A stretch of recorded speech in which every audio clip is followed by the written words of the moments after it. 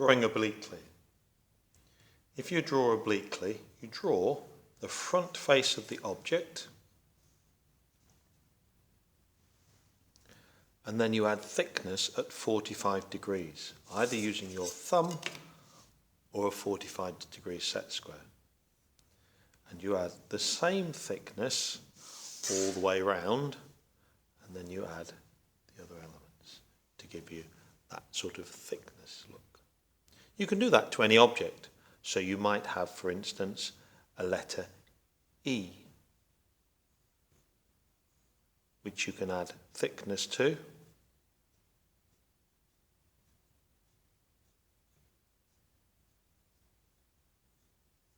Like that. You can do it to curved objects as well. So if you had the letter C, you can add thickness.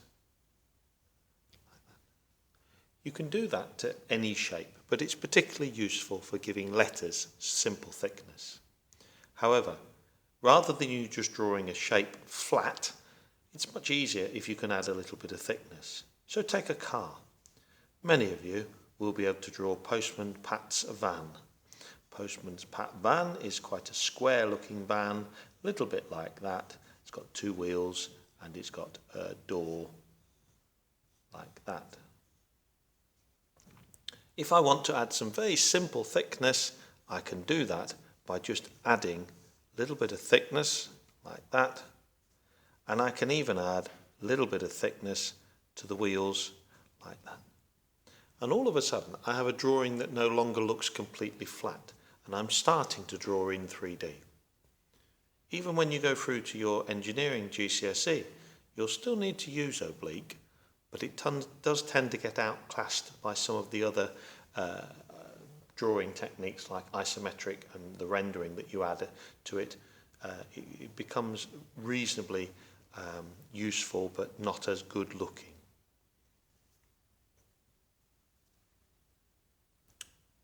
To render a shape, you need to draw the shape itself. So start by just drawing a basic rectangle or a square and adding thickness. If you can't do it with just 3 lines like that, you add lots and lots and lots and lots of little lines, all the same length, and then you join them up. But you only really need the lines where they're seen. So then you can redraw the object, and if you think about it, you don't need these lines, and you can just put the lines on the outside. If you want it to be a deeper shape, so if that was a push button and you wanted to show that this was an on button and you had an off button next to it, the off button might well be a bit longer. So I could draw the on button here, and that one might not be quite so deep, and it might sit on a surface a little bit behind it that was also some form of box. So you can see how that looks so much better than just drawing a switch panel that might look like that. So that's one major advantage.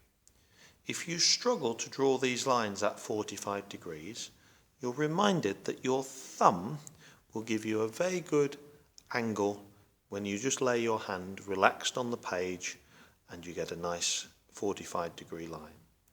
You can draw the other way, but you need to be consistent. So I can't suddenly draw this way round on there, and if you're left-handed, it will still work exactly the same way, and you can still draw the other way. But what you can't do is draw this way and that way within the same drawing, because you never see both sides. So you've got to be consistent. You will find that most people will probably draw this way, but if you draw this way and you're consistent, there's nothing wrong with it at all.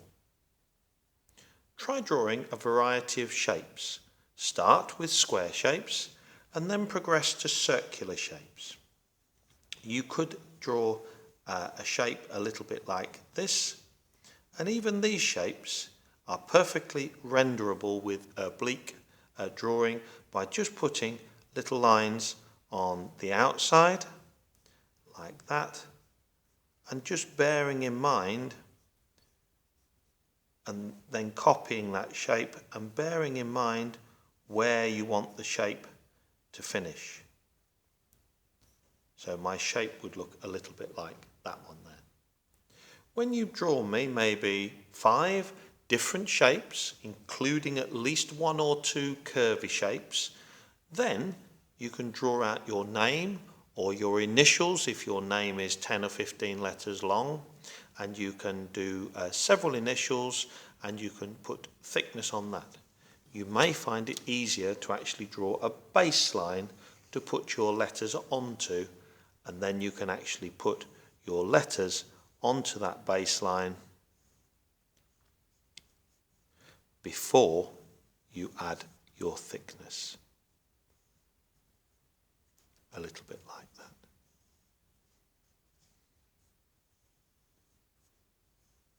And even on the inside, you'll see some thickness there. So your task is to have a practice drawing something and adding thickness to the sides. Then you're drawing me 4 or 5 shapes, including 2 curvy shapes, and adding thickness to them.